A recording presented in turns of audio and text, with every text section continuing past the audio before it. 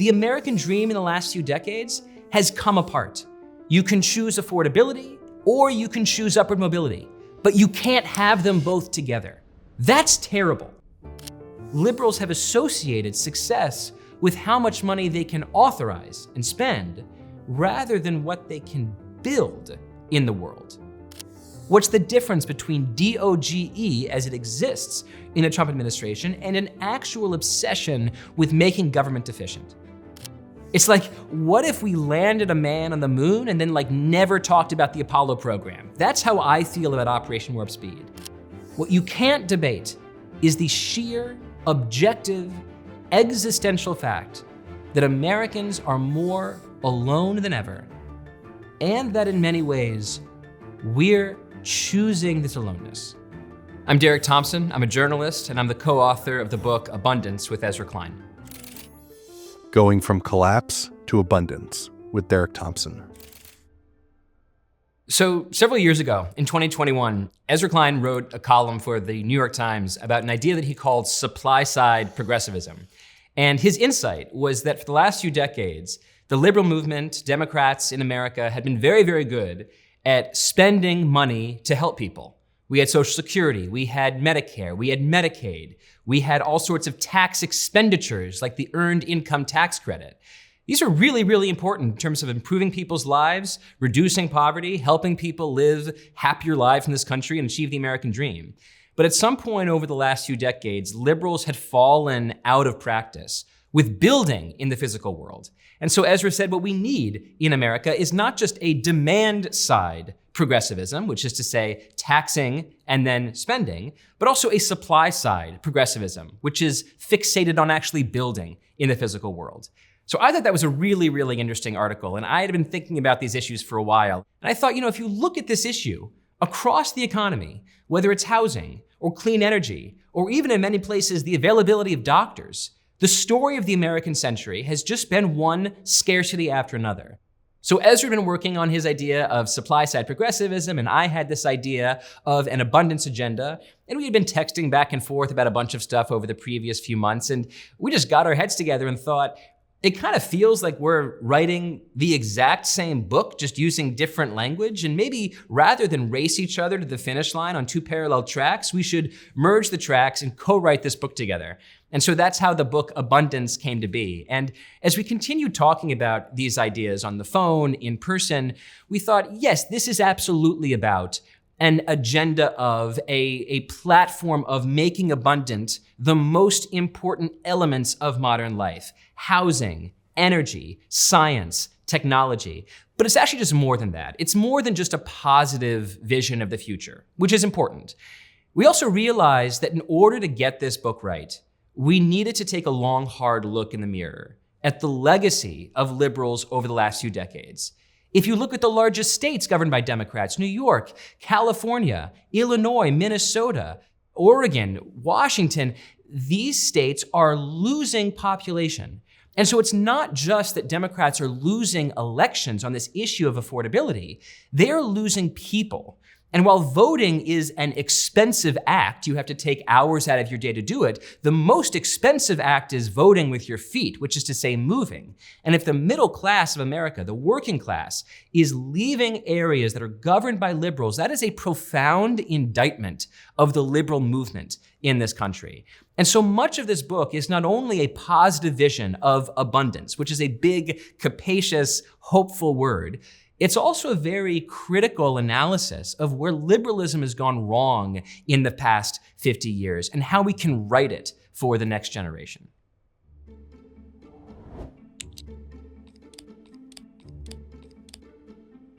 Chapter 1: The Failure of Liberal Housing Policy.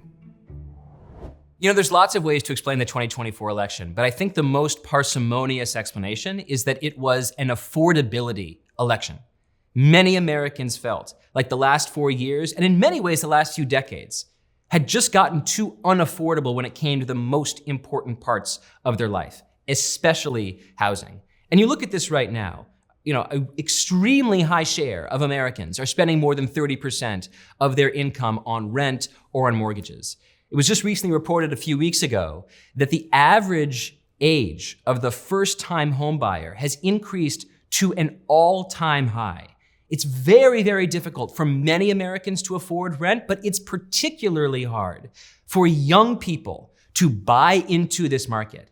And so I don't think it's a coincidence that you saw young people, and in particular, young men, move sharply away from the Democratic Party, which has historically been the home of young voters, toward the Republican Party. It was a vote of protest. It was people saying the current status quo is absolutely inexcusable. And the truth is, it is inexcusable. For a long time in this country, we did a very good job of adding houses in America's most productive places. So a place like San Francisco or Los Angeles or New York would get richer, and then housing supply would meet the demand of people who wanted to move to where the American dream was possible. But something very strange has happened to the American dream in the last few decades. In many cases, Americans are moving to more affordable areas. But these affordable areas aren't as good at social mobility, at helping the lower class move into the middle class, move into the upper class. So on the one hand, you have these cheaper places where upward mobility is difficult.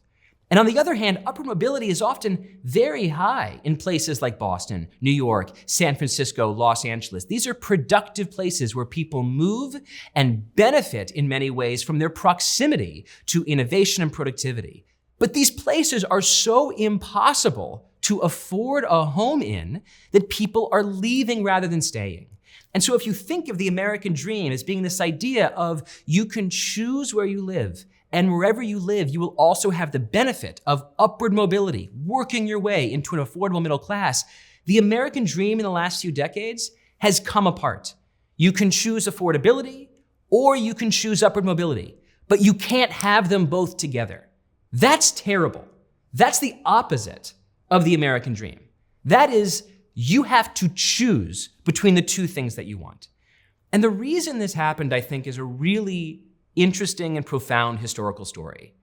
At some point in the last 50 to 60 years, something changed in the way these cities treated housing supply. You saw a proliferation of zoning, for example, single-family zoning. But even more importantly, you had a revolution of laws and customs that allowed neighbors to decide what could and couldn't be built around them. This is around the time that you have the rise of the so-called NIMBY movement, not in my backyard. But the NIMBY instinct, this idea that we don't want the places around us to change, that's an ancient instinct, right? That's a hominid instinct where we all have familiarity bias. We all have a little bit of fear about change. It was only the last 60 years that a revolution of legal norms outfitted neighbors with the tools to block new development. And so they did. And they blocked development in San Francisco and Los Angeles and New York and Boston. They found ways to essentially tie up new development projects in so much red tape that it made it impossible for developers, whether in the private sector or for public housing, to enter markets and say, we're excited about building affordably. And as a result, you just had building slow down. If you look at the number of housing units permitted in California over the last, say, 40 years, it's basically a staircase down. You have higher permitting in the 1980s than in parts of the 1990s, higher permitting in the 1990s and parts of the 2000s, and then it eventually just peters away. This is a world in which we've essentially given ourselves the tools to stop the construction of the most important product in American lives in the places where Americans often most want to move. Another way of thinking about this is that power is more complicated than just the way that the rich have it and the poor don't. Sometimes the way that power works is a little bit subtler. So for example, think about why it's difficult to add apartments in housing-constrained areas. Often something that'll happen is there'll be a city council meeting, and the city council will vote on some new development. And the people who show up to that meeting tend to be older, they tend to be richer, and they tend to own homes. And so overwhelmingly, what you'll hear at that city council meeting is people saying, don't build it. I have a good reason for you not to build it. I own a home and I'm concerned about the construction. I'm concerned about the parking. I'm concerned about the detours. I'm concerned about the possibility that this is going to interfere with my way of life or even reduce my housing values. All valid concerns for those individuals. But who's often not represented at these meetings are the poor and the unhoused and the housing insecure and the young who don't own homes. And so in a way, you could think this is also an expression of power, not corporate power of rich companies having power over poorer consumers, but of the gentry, homeowners, having power over non-homeowners.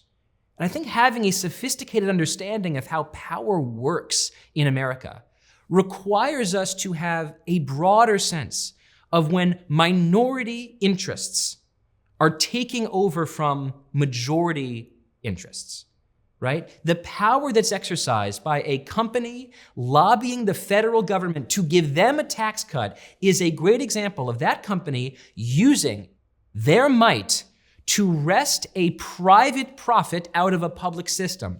But that is the exact same thing that happens when a group of homeowners stops a housing project from being built because it violates their private interest.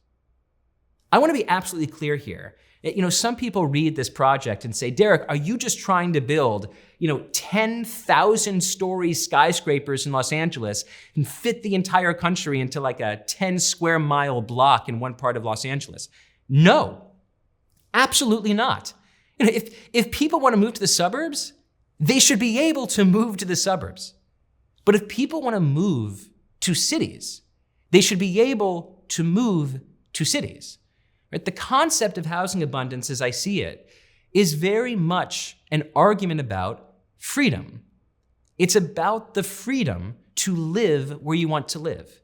And if someone wants to live in the suburbs of Plano, Texas, they should live in Plano, Texas. But if someone wants to live in San Francisco, or maybe just as importantly, if someone's born in the Bay Area and they want to stay, but they can't afford to stay because they're a teacher, they can't afford to stay because they're a firefighter, well, that's not a world that I feel comfortable living in or co-creating. That's a broken world where we're forcing the middle class to leave the places they were born. And so what you see, I think, is that it's not a coincidence that the most expensive places to live often have the highest rates of homelessness. There's a study of California housing that suggests that every single time a California city adds 10% to its progressive vote share, the number of houses permitted in that city declines by 30%. This is a bit of a terrifying statistic. It suggests that as a city becomes more progressive, in fact, its housing supply declines over what you would expect. In fact, the 5 states in America that have the highest rates of homelessness are all governed by Democrats. If you walk the streets of the Tenderloin in San Francisco or downtown Los Angeles, sometimes what you'll see is this maw of tents, right? You descend into this kind of urban dystopia that's tucked underneath what's otherwise the richest parts of the world. And you can't help but wonder, how does this reality coexist with wealth? Why is there so much homelessness in places like San Francisco and Los Angeles, which are not only rich, but also quite progressive, where voters care deeply about homelessness? California has 12% of America's national population, but 30% of its homeless population, and 50% of its unsheltered population. How can that be? Well, there's a book called Homelessness is a Housing Problem by Coburn and Aldern, which says that if you look at individual lives of the homeless and the unsheltered, you might often find examples of struggles that are particular to that person. Maybe someone lost their family. Maybe someone's going through a divorce. Maybe someone's a drug addict or a recovering drug addict. Maybe someone's just dealing with mental illness or incredible income security. But they point out that these individual stories are relatively common across the country People with mental illness live in Texas. People with income insecurity live in North Dakota. So why are there so many homeless people in California specifically? And the answer, they say, is that it is a housing supply story. California has simply done a terrible job keeping up with the number of people who need to live in especially its densest cities. These are precisely the conditions that lead to homelessness, to housing insecurity. And the reason I think it's valuable to think about housing insecurity rather than just homelessness is that many people who are homeless aren't homeless for years and years at a time. They fall in and out of homelessness. And what is the thing that makes it difficult for them to find consistent housing? It's the availability of housing that is affordable to them. It's not because that's where the mentally ill concentrate. It's not because that's where drug addicts tend to be. It's also because that's where the lack of housing tends to be. And so people who are dealing with altogether human problems are more likely to find that their altogether human problems lead to homelessness. So typically when I go on long enough complaining about liberal housing policy, it sounds to some people like I'm just making an argument to be, say, a Texas Republican, to simply say the entire country should just be like Texas. We should all be conservatives. Now, I do think, by the way, that states like California and Oregon could take a lesson from Texas, just the same way maybe they could take a lesson from, say, Japan or Madrid when it comes to construction productivity. But fundamentally, what I want is good outcomes, right? The good outcome that I'm looking for is, can we do a better job of adding housing in the places where people want to live? But there's a deeper story to tell here, I think, which is a story about the tragedy of good intentions. When I look at the environmental movement in America, and I look at this story as an 80-year story, you go back to the 1940s, 1950s, and the environmental laws that were created after this period were utterly necessary. Utterly. America was an ugly place to live in the 1940s and 1950s. The air was disgusting. The rivers were disgusting. The amount of pollution that was coming out of our tailpipes was disgusting. In 1943, the residents of Los Angeles woke up to a smog so thick they thought the Japanese had launched a chemical attack on the city. They hadn't. We had launched a chemical attack on ourselves. The Industrial Revolution of the second half of the 19th century and first half of the 20th century despoiled the environment. And so we responded to that despoliation by passing a set of laws and enacting a set of customs to stop government and business from building without reserve. We passed a series of environmental bills, the Clean Air Act, the Clean Water Act, the National Environmental Protection Act. We passed laws to protect endangered species and migratory birds. We passed a set of laws that in many ways have made the world better without question. Today, if you're an environmental critic or even a critic of liberal housing policy like me, and you drink clean water and you breathe clean air, you are inhaling the benefits of the environmental revolution before you exhale your criticism of them. But what happens sometimes in American history is that the solutions to one generation become the problems of the next generation. We solved a set of problems in the middle of the 20th century, like pollution throughout the country, that have now made it harder to change the physical world. We created through NEPA a way for individuals to sue the state and to sue businesses to stop them from making any change to the physical environment around them. And what that's done is make it harder to build dense housing, or add solar panels, or add wind turbines. And so ironically now, that dense housing is good for the environment, and clean energy is good for the environment, the very environmental laws passed the 1960s and 1970s now make it difficult to be a real environmentalist in the 2020s.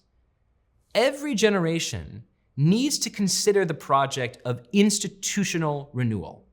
That was the job of environmentalists in the 1960s and 1970s when they looked at the problems of their age and said, let's develop a new set of laws and norms and customs to solve problems. They did. But now we're left with the afterwash. we're left with the legacy of one generation's solutions becoming this generation's disease. The disease is the inability to build. The disease is the fact that liberalism, which used to be an ideology of building, has become an ideology of blocking. And that's why we need a new age of institutional renewal today. We need a new set of laws and customs and rules that make it easier to build densely and to add clean energy and to allow government to do what government wants to do: build high-speed rail, build bridges, build infrastructure for a cost that isn't eye-watering. But it's us that have gotten in our own way. I think one really fair criticism of our project is that we're too focused on rules and norms and laws, and we don't talk enough about corporate power. Right? We don't talk enough about antitrust. We don't talk enough about monopolies. We don't talk enough about the ways that companies act in illegal ways to violate consumer interest. There's something to that. These issues are not full chapters in our book. But one thing that we're trying to do here is identify issues that maybe liberals aren't paying close enough attention to yet. So just because we're criticizing housing rules in cities governed by liberals, and just because we're interested in procurement rules and government processes to make it easier to build rural broadband, doesn't mean that we're not interested in corporate power and inequality and monopoly and how these issues can be brought to bear in all sorts of ways that make Americans' lives worse. Those issues all exist. But we also think that if what you want to understand fundamentally is in housing, the most important product and most expensive product in most people's lives, why is Texas building it and California isn't? Why is Utah building it and Oregon isn't? You can't blame oligarchy. You can't really blame monopoly. You can't really explain this with just gesturing to income inequality. What you're looking at fundamentally is different rules leading to different outcomes. And we want liberals, progressives, people who share our priorities to take a good long look in the mirror and say, yeah, there's a lot of problems in the world that are worth caring about. But sometimes the bottleneck between where we are and where we want to be are rules that ironically we've co-created. And in a way, that's where we have the most power to change, because they were often rules that we wrote and instantiated and voted on and kept. And that's why we focus on them.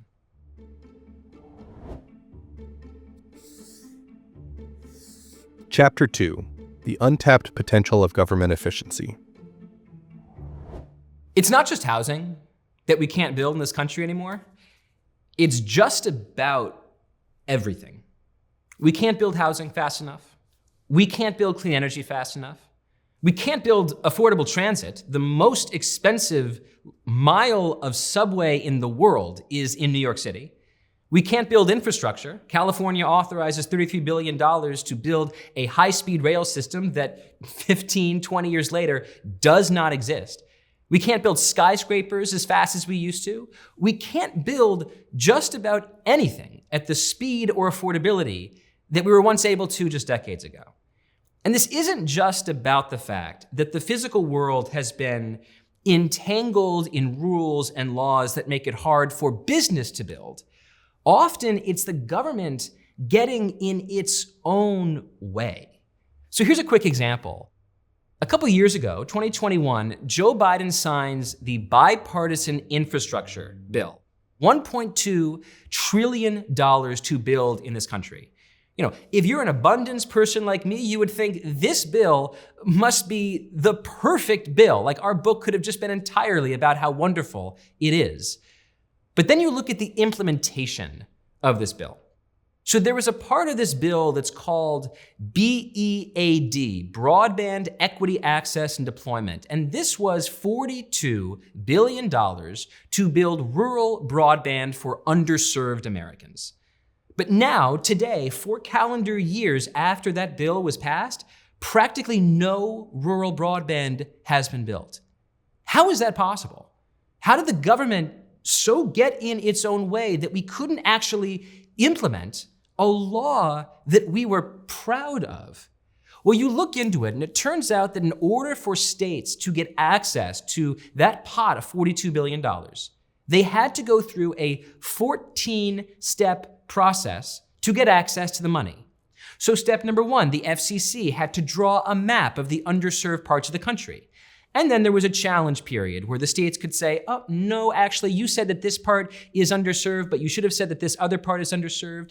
And then the states get to apply for the funding, and there's a 5-year plan, and there's an application for the full funding. And at each moment, the Commerce Department can reply and say, you didn't fill out this application correctly, you aren't looking out for your workforce development, you didn't have the right procurement rules over here, and they haggle back and forth. And this has taken so long that of the 56 states and localities that have started the 14-step process, only 3 by March 2025 have gotten through the entire process. This is an example of the goals of government running up against the processes of government, such that the processes overwhelm the goals. Now, what makes this difficult, I think, is if you go through those 14 steps, there's no one step that's obviously crazy. Yeah, the FCC probably should draw a map to indicate to states and the federal government where we want to add rural broadband. The states should be able to challenge that map. There should be some kind of dialogue between the federal government and the states about how exactly to price rural broadband and who we should contract in order to build out rural broadband. All of these steps, one by one, make sense in a way. But when you put it all together, what you have is an impossibility of actually implementing the law itself. And it wasn't built because government doesn't have the muscle memory to get out of its own way when it wants to make progress in the physical world. So now we have DOGE, right? Department of Government Efficiency. And from a certain vantage point, you would think I'd be a huge fan of DOGE, right? One of the major criticisms of this book is that government isn't efficient enough at achieving its own ends. The problem with DOGE, however, is that it might call itself a Department of Government Efficiency, but in practice, it's a Department of Government Evisceration. It's a project to destroy government as we understand it, not to help it work more efficiently. So what does that mean? Well, you look at what DOGE has done, for example, in the FDA, right? The Federal Drug Administration is charged with approving, for example, phase 3 clinical trial drugs that are healthy and can help Americans lead longer and healthier lives. But look at what DOGE has done to the FDA. They haven't just laid off dozens of people. They've laid off so-called probationary employees who are often highly educated, young, upwardly mobile, recently promoted employees who are exactly the type of people you would want to hire more of at the FDA in order to make that department more efficient. I think the most parsimonious way to explain what DOGE is doing is not working to make government more efficient, but working to destroy the parts of government that it associates with the progressive administrative state so that power in the executive branch can be fully centralized around whatever Donald Trump wants to do. That's not my vision of government efficiency. But I do have a vision of government efficiency.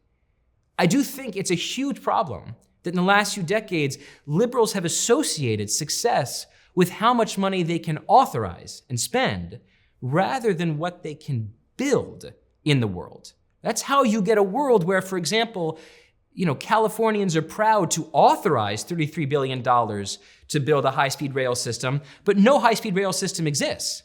Or a world where Biden is proud to announce $7.5 billion for electric vehicle charger stations, and practically none of it is built. So I am very interested in actual government efficiency. I am interested in government getting out of its own way and making it easier to achieve what are often progressive ends. Building high-speed rail, connecting low-income Americans to the internet, building out a network of electric vehicle charger stations to electrify and clean America's relationship to energy. These are all my goals, and these are all things that current progressive governance cannot do efficiently. So yes to government efficiency, no to DOGE. So in many cases, politics is fought along axes.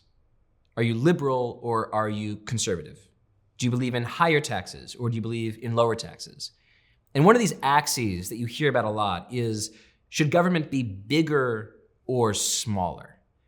I'd prefer to think about a different axis, which is, should government be more or less effective? Should government work faster or slower? For example, in June 2023, a bridge along I-95 collapsed in Pennsylvania, an absolute crisis for the region. Almost 200,000 cars pass over that bridge every single day. So we're talking about millions of trips being interrupted every single week. Under typical conditions, it would have taken about 12 to 24 months to rebuild that bridge. But instead, the governor of Pennsylvania, Josh Shapiro, declared an emergency. He said, we're not going to have normal processes to rebuild this bridge. We won't have environmental review. We won't go through the typical procurement process. We're not going to have a typical bidding process. I'm going to point to 2 construction companies that are already in the region, and I'm going to award the contracts to them expeditiously. I'm going to hire union labor, and they're going to work 24/7 to build as fast as possible. And they did. And rather than this bridge getting built in 12 months, it was rebuilt in 12 days. Is that an example of big government? Small government?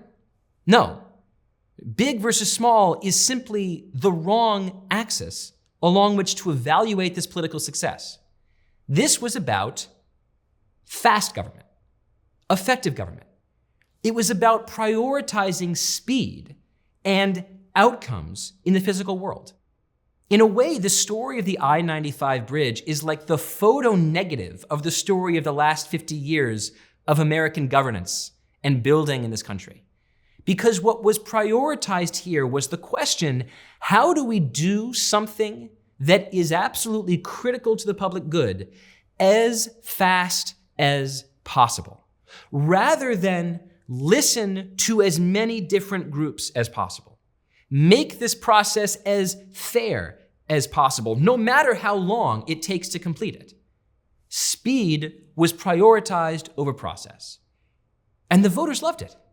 Josh Shapiro became like a minor celebrity, or maybe even major celebrity in American politics because of this achievement. And I want other people to recognize that this is possible. It's possible to choose speed. It's possible to choose outcomes. And the problem of American governance, and unfortunately liberal governance over the last 50 years, is that we haven't chosen outcomes and we haven't chosen speed. We've chosen a particular system of listening to input in a way that made it impossible to actually do things.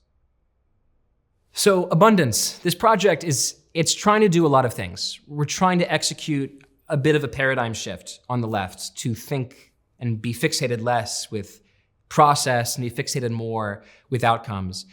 But there's also, I think, a way to define this project in slightly grander terms, which is to say that we're interested in defining a new political order for America. And the term political order has a really interesting origin. So it comes from the University of Cambridge historian Gary Gerstle. And he defines a political order as a set of ideas that both parties agree about. And so underneath sort of the penumbra of headlines and political fights that people tend to associate with politics, right? Politics being a fight between two sides. He says history actually moves forward because there's a set of ideas that the parties agreed to underneath that scrum. And there's been 2 political orders, he said, in the last 100 years that have really defined American history. The first political order, which came up in the 1930s and declined around the 1960s, is the New Deal order. And the New Deal order, like all political orders, was defined by an internal crisis and an external threat. The internal crisis was the Great Depression. The external threat was the specter of socialism that FDR had to provide an answer to in creating a new set of rules and administrative law to answer the problems of this country. And so FDR and the New Dealers, they didn't just create new Social Security programs, like Social Security itself, but they also built in the physical world. They built bridges and roads, the Tennessee Valley Authority, canals and infrastructure. They hired millions of people with the Works Progress Administration, and they really did change the country. And the reason you know a political order is real is that someone from the opposite party acquiesces to that order. So Dwight Eisenhower becomes president in the 1950s, and Eisenhower could have thrown out New Deal liberalism, but instead he said, I believe in social welfare. I want to extend the record of building. And so he did. He passed the Interstate Highway Act. He signed the Interstate Highway Act and continued this legacy of building that FDR had inaugurated. But what happened in the 1960s and 1970s is that there was a groundswell against New Deal liberalism. And that groundswell came from multiple directions. There was this new age of individualism, and it was ascendant on the left with the rise of the beatniks and the New Left, and it was ascendant on the right with the rise of libertarian economics. The truth is there were just new problems in the 1960s and 1970s that the previous political order didn't know how to solve. There was stagflation, which is a stagnant economy plus inflation. There was the Vietnam War, which collapsed people's trust in government institutions. There was the Soviet Union, which represented something totally different in the 1970s than it did in the 1930s. And so Americans felt like we needed a new set of rules to answer the problems of that age. And Ronald Reagan was the answer. And rather than represent a New Deal approach to government, he said the scariest words in the English language are, I'm from the government and I'm here to help. And he started this program of pulling back government, finding ways to cut its involvement in people's lives. And it wasn't just Ronald Reagan, it was also Jimmy Carter who was deregulating, and Bill Clinton who talked about the age of big government being over. They were, in some ways, the Democratic Eisenhowers, acquiescing to an order that was really created by Republicans. And this era of neoliberalism, it wasn't just about deregulation. In many ways, it was about giving individuals the power to stop the government from doing stuff. And so this was an age in which permitting exploded, and environmental review exploded, and it became harder to build houses and energy and infrastructure, and the build time of all these things bloomed. So I think that the problems of the 2020s require a new paradigm shift, a new political order. New Deal liberalism built without care for the environment. Neoliberalism found a way to surround government in so many rules that we can't actually build what we want to build. And so in a way, you could think that the New Deal order created bureaucracy, and the neoliberal order created a vetocracy, a democracy of veto points. And now we're left with a government that is both big and weak. Abundance says, in order to solve the problems of the 21st century, we need a government that is effective. Not big and weak, but fast and effective. Right? Not just an idea that can thrive in 2, 4, 6-year election cycles, but hopefully something more like a political order for the future.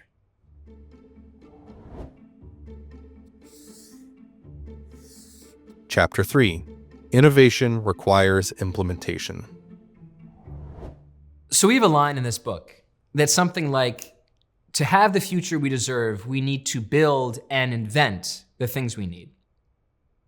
And that word invent, I think, is really important and sometimes lost in this conversation.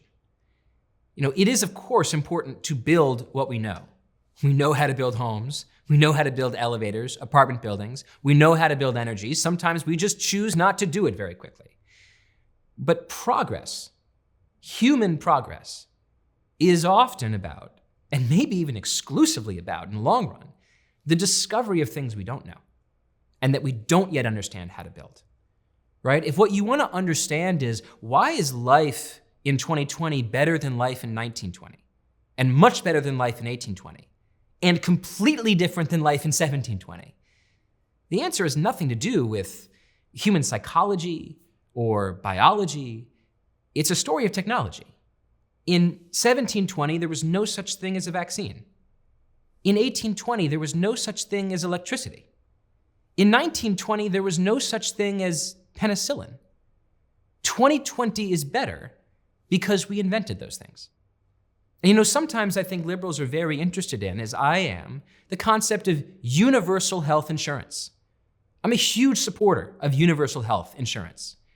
But I think if you're really honest about the value of universal health insurance, you'll agree that an insurance card today is valuable not just because it guarantees you access to a doctor, but because it guarantees you access to a set of therapies and techniques and medicines that had to be invented, often very recently. The IV plastic bag was invented about 60 years ago. The oximeter, MRI, and CT scan machines, these are all inventions of the last few decades. In many cases, there are drugs available today in cancer, in type 2 diabetes, for obesity, that are inventions of the last few years. The value of health insurance is contingent not just on the fact of health insurance, but on what health insurance buys you. And that's a story of science. So if we want to be interested in making Americans' lives better, which ultimately is the project of abundance, I think we should be absolutely obsessed with the question of how do we accelerate science? This is a deep question. And it's actually a very different question than how to get out of our way to build houses. Because we don't really understand how science works. Like we kind of do, right? We have the scientific method. We understand it's good to randomize trials. We understand that empiricism is good. But if someone asked like the smartest scientists in America, or maybe gathered all the smartest scientists in America and said, what's the formula for discovering what we don't know? We have no idea. There is no formula. You just try your best. And the reason I think that answer is an indictment of our current system is that the National Institutes of Health, which is the crown jewel of biomedical research in the country and maybe in the world, the National Institutes of Health is, in its current iteration, a 70, 80-year-old bureaucracy.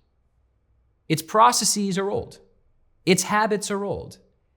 And in fact, its outcomes, I think, are highly bureaucratic. There's lots of evidence that suggests that the way that the NIH works encourages science that is incremental rather than brave, high risk, and high reward.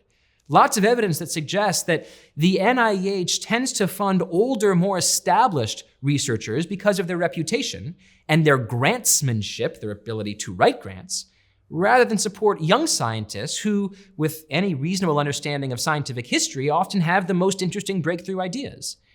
And maybe most importantly, lots of evidence to suggest that the average scientist in America now spends up to 40% of his or her time filling out grants or filling out paperwork. This is astonishing to me, I think. I mean, imagine if the American academia collectively contracted a virus that gave them all a chronic fatigue disorder such that every single talented scientist in America had to sleep for half the year rather than practice science. I think we'd say this is an absolute catastrophe for American progress. We have to solve the problem. But this is reality. And it's not a virus that came from some other country or some pathogen. It's a bureaucratic pathogen that we invented and infected ourselves with. So right now, criticisms of the American science system are admittedly hard to make, because if you look what's happening with Donald Trump and DOGE, they are ransacking American science. They're slashing grants. They're going into NIH and fussing with it and banning words and banning certain kinds of scientific research. And I think that is all terrible. I think the slash and burn approach to the NIH is terrible. But here's where I think it's really, really important for liberals to not be the simple pro-institutionalists who always just defend the status quo when they see it attacked. We need to recognize that some institutions are being attacked in part because they're blameworthy. There are problems at NIH, and we should solve them. There are shortcomings of modern innovation science, and we should address them. I would love to see a world, for example, where the National Institutes of Health recognize that we don't really know how to fund science effectively, and as a result, what we should do is actually take a page from science and run a bunch of experiments. We should run peer review against what's called a golden ticket policy, where one person on a peer review panel will say, you know what, I love this idea, I'm just going to award it, my R01 grant itself, even if no one around me agrees. Maybe we should randomize it so that sometimes we just award grants by lottery. Maybe we should give some young promising scientists money for 20 years to do whatever they want to do without ever having to reapply for funding, so they don't have to waste their time with filling out grants and filling out paperwork. I think we should have an abundance of experiments, and then we measure the results. And we see what actually works. How do you fund science to answer the most important questions? How do you accelerate the discovery of drugs like GLP-1 drugs, which have proved astonishingly successful for type 2 diabetes and weight loss, and even, it seems, body-wide inflammation that seems to be beneficial for things like dementia and Alzheimer's? How do we accelerate and make more efficient the discovery of these types of breakthroughs? Right now, we don't know. And the problem, as I see it, is that the NIH isn't being experimental enough in confronting the fact that it doesn't know how to fund science most efficiently. So I think we should turn government into a kind of laboratory for experiments. And this, in fact, goes right back to the piece that I said about what does government efficiency mean, right? What's the difference between DOGE as it exists in the Trump administration and an actual obsession with making government efficient? In some cases, it's about, I think, taking speed more seriously and saying, right now it takes 5 years to go through the process of building, rural broadband. It should probably maybe be closer to 9 months. In science, it's a little bit different. In science, it's about recognizing that we need a culture of experimentation inside the government. And that's how we're going to learn how to break open the most important biological mysteries that are keeping us from living healthier and longer lives. So one of my favorite stories from this book is the story of penicillin. Penicillin was famously discovered in 1928 by the Scottish scientist Fleming, and it was discovered famously by accident. Fleming was returning to his lab after a vacation, and he had been researching bacteria and saw that in this little petri dish where he was holding the bacteria, something seemed to have flown in through the window and landed in that dish and liquidated the colony. And when he went under the microscope to figure out exactly what had done it, he discovered that it was a mold from the genus Penicillium. And so he named the product itself Penicillin. This is a really, really famous story in scientific history because it does kind of seem like maybe the most important drug of the 20th century. I mean, the most important antibacterial of the 20th century blew in through this guy's window and landed on a petri dish in his lab, like truly the breath of God. But let's say you took the story of penicillin 13 years forward in the early 1940s, and you stop the clock and say 1942. Only 5 human beings in the history of this medicine had ever been tried with penicillin, and 2 or 3 of them had died. So if you would stop the clock in 1942, you would say, this clearly isn't a medicine that's going to do anything for anyone. It's just hit a dead end. And the problem was that the scientists who were working on penicillin couldn't grow it in sufficient batches to test it in people. And so they went from the UK, which was submerged in war in World War II, to the US. And they got really, really lucky.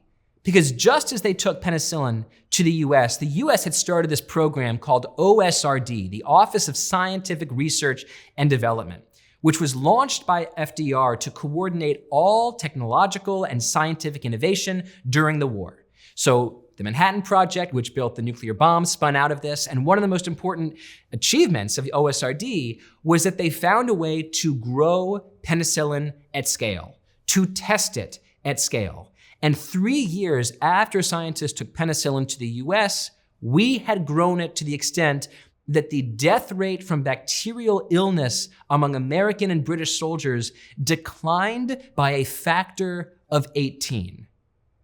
The lesson here is that what made penicillin the most important scientific discovery in medicine in the 20th century was not the discovery itself. It was implementation.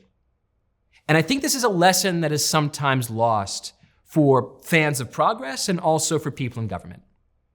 Invention matters, but implementation matters more. Invention is how you take an idea from 0 to 1. Implementation is how you take an idea from 1 to 1 billion. That's the story of penicillin. It's a story of scaling.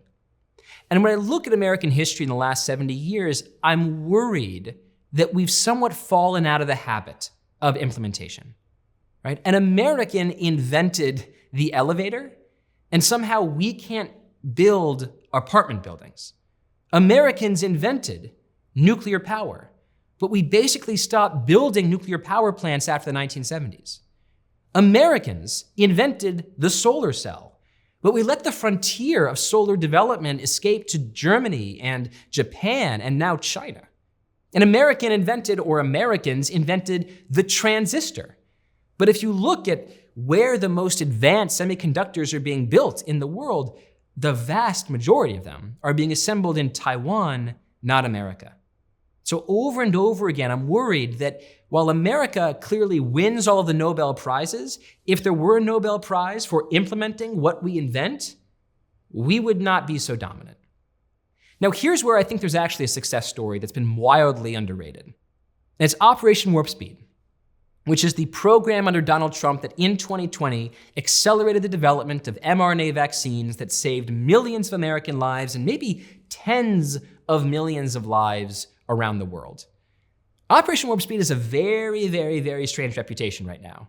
Republicans don't like to brag about it because they've somewhat negatively polarized themselves against vaccines, and in particular, mRNA vaccines, and in particular, the way that mRNA vaccines as a medicine got enmeshed with vaccine mandates. And so their objections to the mandates became conflated with objections to the underlying therapy.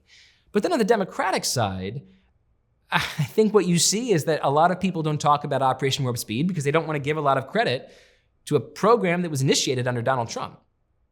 But Operation Warp Speed was a marvel, right? We did with mRNA vaccines in 2020 what the World War II machine did for penicillin in the 1940s.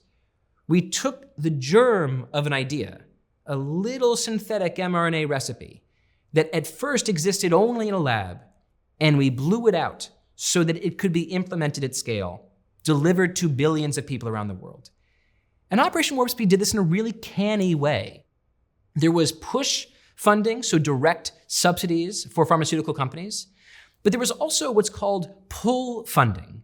We told some of these companies that we would guarantee $1 billion payment for these vaccine discoveries or these vaccine products, even if another company had beaten them to market. And in this way encouraged many, many, many different companies to try their best to pour money into the investment for developing, vaccines for COVID.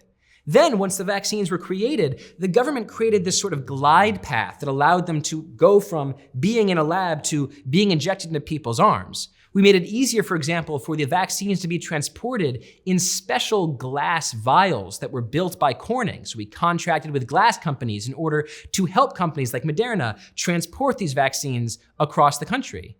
And then finally, and very importantly, having bought all the vaccines, the federal government could have charged Americans whatever they wanted, and they charged Americans the price of $0.00.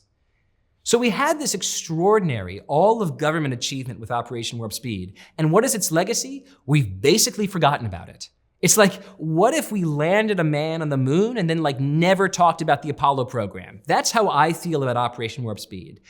I want there to be an Operation Warp Speed for everything.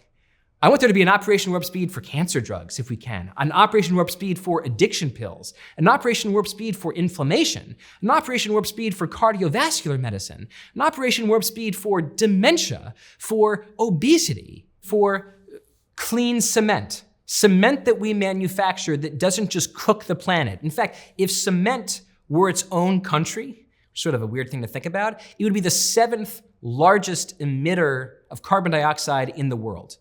But it's necessary. It's necessary to build things. So how do we build cement without releasing tons of carbon dioxide in the process? That's a project where I would love to see an all-of-government effort to accelerate the development of. When you look at what's happening right now, for example, in artificial intelligence is a larval technology, right? Anybody is lying to you if they say they know exactly how it's going to work out. On the positive side, if it's going to accelerate drug discovery. On the negative side, if it's going to lead to a world of utter chaos. But one thing we seem to know for sure is that artificial intelligence is unbelievably energy thirsty. It takes a ton of electricity to train these models, to outfit the data centers where the models live in silicon. And if the federal government is going to play a major role, I think, in making sure the data centers that house AI are built in America rather than built, say, in the Middle East, we really need to find a way to not only allow energy to be built efficiently, but also, I think, make it easier to build clean energy in this country. Because in the absence of clean energy, you're just going to burn more fossil fuels and accelerate climate change. So where are the Operation Warp Speeds for accelerating enhanced geothermal, for accelerating modular nuclear power, or even fusion power? Where are the Operation Warp Speeds for everything, considering how fantastically successful the first Operation Warp Speed was? It's really bizarre that we received this lesson that an all-of-government focus and implementation can do extraordinary things, break the land speed record for the fastest vaccine ever created, and we're basically just doing nothing with that lesson. Right? This book says, no, we need to take the lesson of OWS very seriously and look at other places like medicines or clean cement or carbon removal, where these kind of mechanisms can really serve to take technologies that might now live in the 2040s and pull them closer to the 2020s.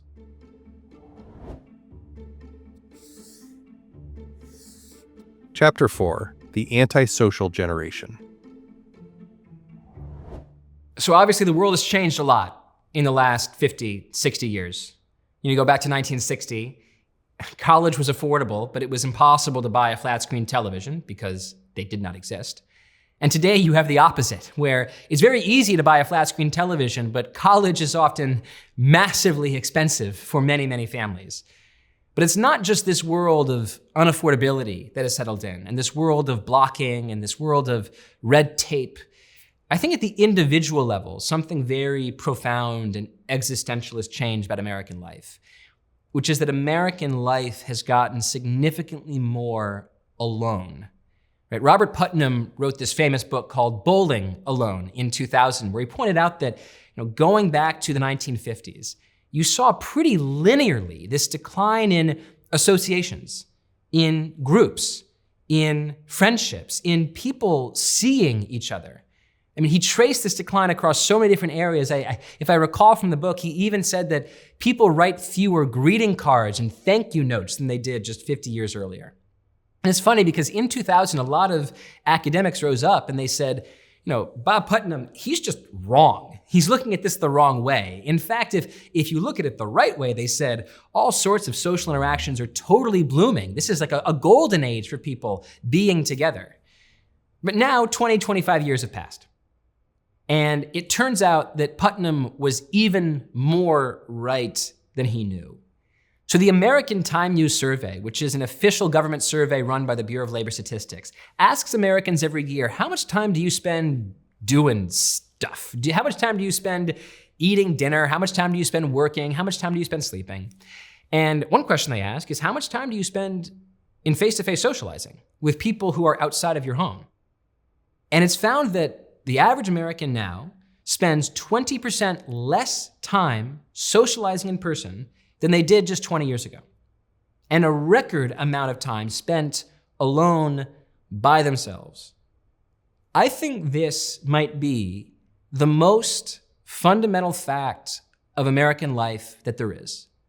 You can debate all sorts of things about how the texture of American life and American values have changed.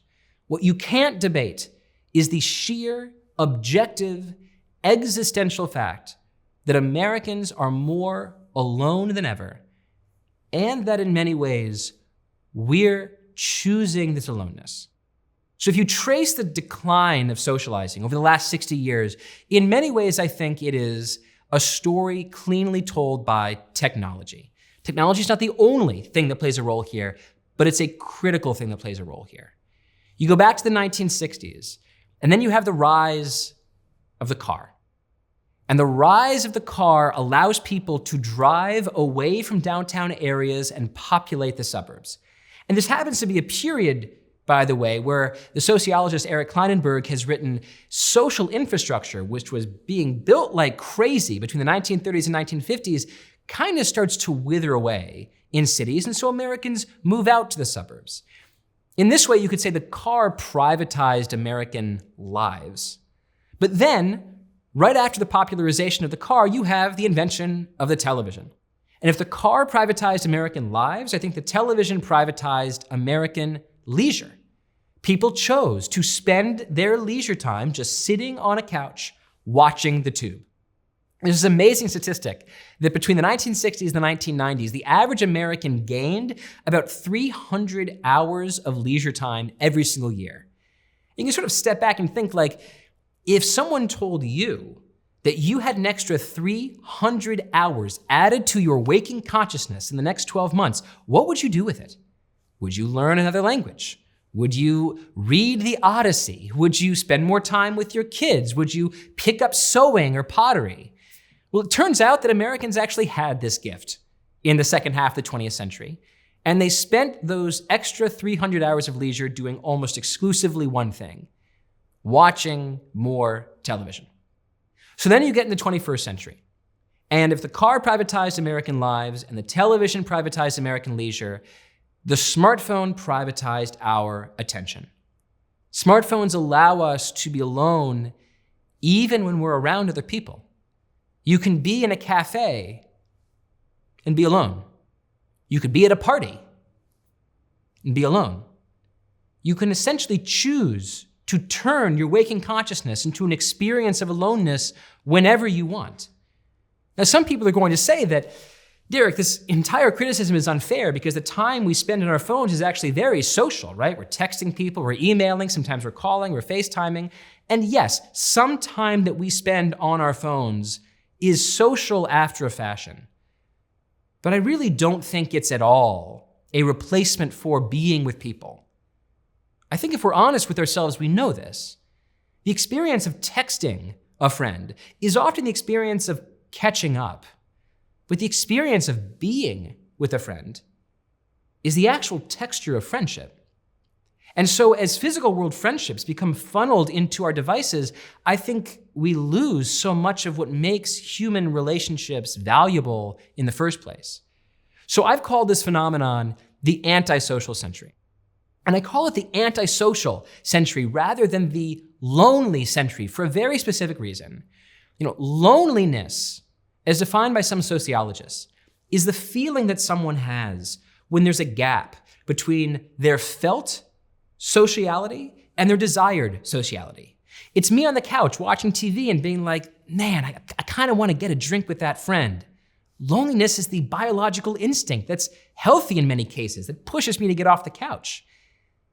That's not the instinct that most people feel today.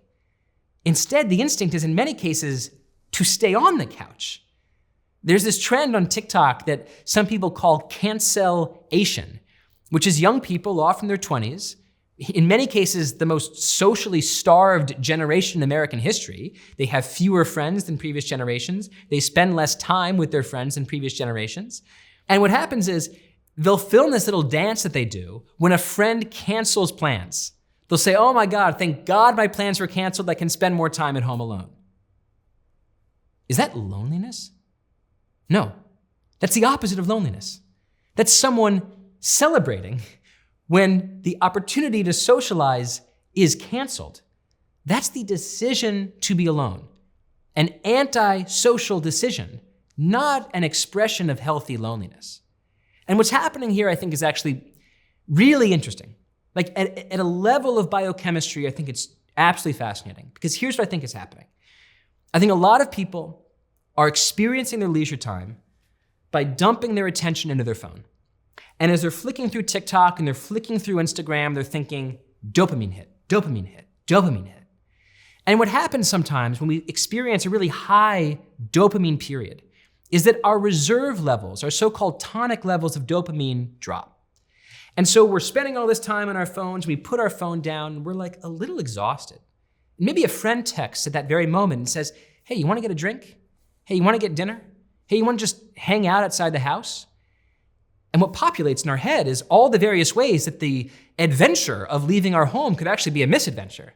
Ugh, I gotta do my hair, maybe I have to do my makeup, I have to find the new jeans that I wanna wear, I have to travel to meet them, I might not be able to park, the subway might be delayed, it might be a boring conversation with them, I'm not so sure that I have the emotional energy to be there for my friend right now.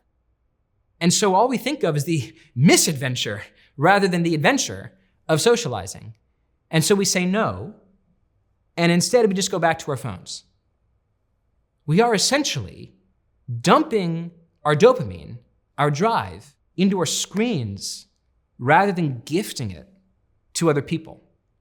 We're reserving our energy for glass rather than actual friendship. And to me, this is one of the most tragic things about modern life.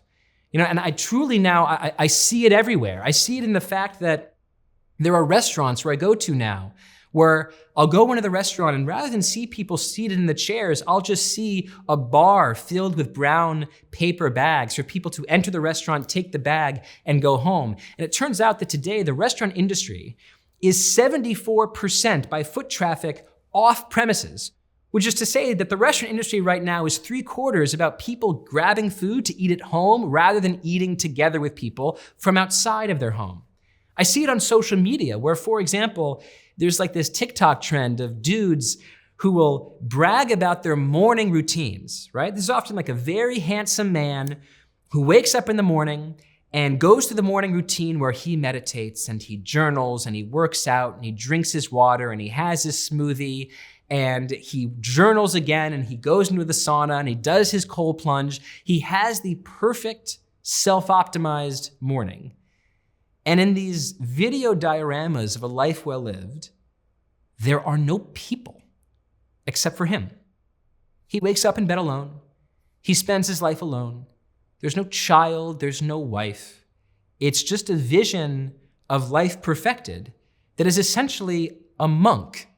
But rather than devote one's life to, say, God, something outside the body, he's a secular monk, devoting himself entirely to muscles and journaling and meditation. And I can't help but see this and connect it to the fact that Americans seem to be dating less than ever and coupling less than ever, getting married later in their lives, having fewer children. You can almost think about this as like a total life scale effect where teenagers, by record, have fewer friends and spend less time hanging out. 20-somethings are dating less. 30-somethings are marrying less. And 40-somethings have fewer kids.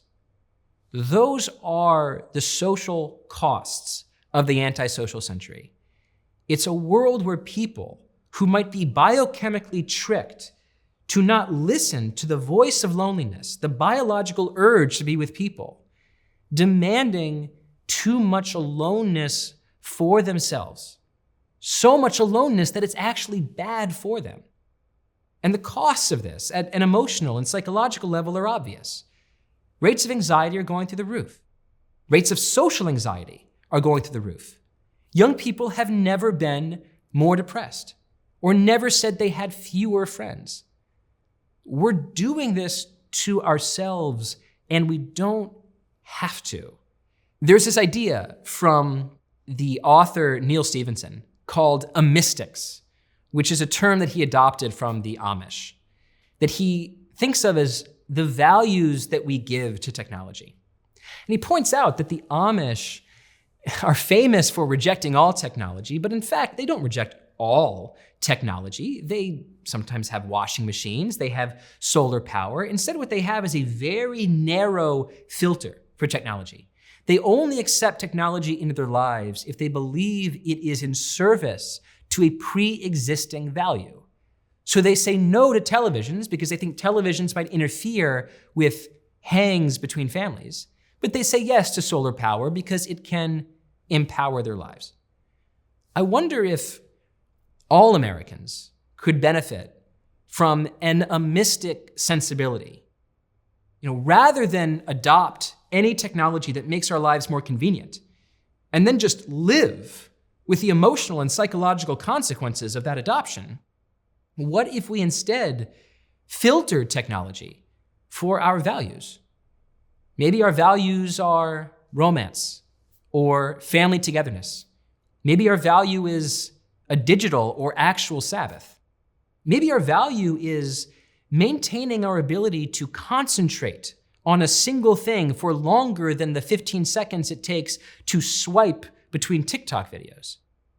What would the world look like if we had values first and technology second, rather than adopted technology first and just lived with whatever values came downstream of them? I think it would be a better world. I think it'd be a more purposeful world. I think it'd be a more social world. And I fundamentally think it'd be a happier world too. So I'm a natural optimist. I think we can fix this problem. But before we talk about how to fix this problem, I think I have to be a realist and discuss how it could get worse.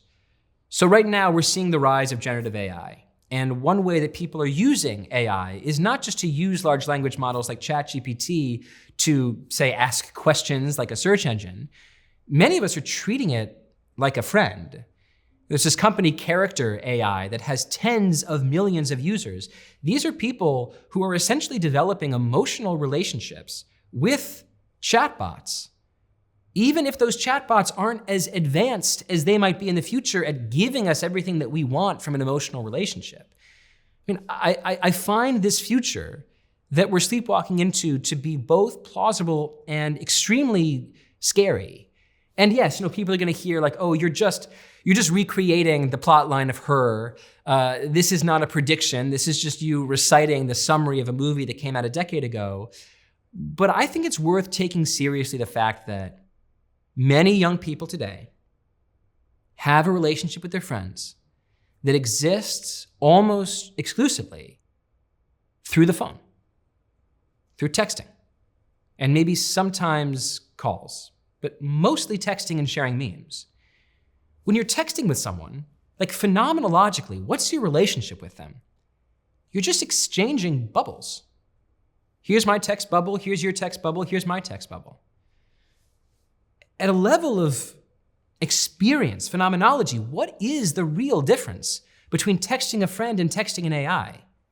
Right? I get the difference between a person and a machine, but the experience through your phone is very similar, which is why I'm worried that it's like we're blazing a trail upon which AI companions will easily walk.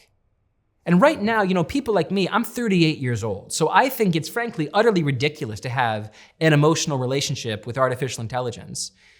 But change often works through demographic replacement. Today's young people might grow up in a world where these chatbots are frankly not yet super intelligent at science and medicine, but super proficient at being friends, at giving people emotional validation, at being available for us. If I text my best friend, it might take him 5 hours to reply. If I text a chatbot, it's going to reply instantaneously. It's not busy in the way that people are busy. And so I think about a future where young people say, it's actually easier for me to develop an emotional relationship with silicon-based life forms than carbon-based life forms, as creepy as that is to say. They'll discover that what they want out of a relationship, validation, a sense of availability, a sense that there's a responder who understands their deepest fears, they might discover that that's more efficiently gleaned from silicon than from carbon. And that's a very real future, I think, to look out for and to fear and even to plan against if you are a parent like me. But I'm a fundamentally optimistic person, and I think that these problems can be solved. I mean, fortunately, the antidote to the antisocial century does not have to be invented, right? This is not something like Alzheimer's or pancreatic cancer, where we're waiting on scientists to invent a cure. The cure is us. The cure is other people. The cure is leaving your house. The cure is getting up off your couch. The cure is filling the down times of life, not with more TikTok and Instagram and X, but rather with calling a friend, calling a family member, reaching out to other people, planning the next hangout. And I understand that these issues are not easy to solve. I can make it seem like there's problems that an individual can solve on their own. I understand that they are collective problems, right? If you want to plan a dinner among friends, it's much easier if 5 dinners with friends have already been planned so that you're clicking into a habit rather than creating it. Much easier, for example, to have a Sunday tradition if that Sunday tradition is called church rather than a Sunday tradition called a book club or a workout club or just coffee with friends, right? The congregation itself, the religious congregation, is a beautiful answer to the collective action problem. Lots of people are already coming together because they believe in God and a set of religious institutions that are embodied and synchronous and together. Hard to recreate that sometimes in the absence of an organizing principle like a belief in God and an afterlife. But again, we are the ones who can change this. We're not waiting on anything to be invented. We're not waiting on anything to be discovered. We can get together with our friends, with our family, to simply prioritize the value of being around other people over the value of a convenience-driven life that's just made super efficient by whatever technology happens to be at our disposal.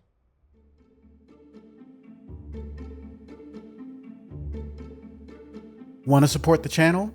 Join the Big Think members community where you get access to videos early, ad-free.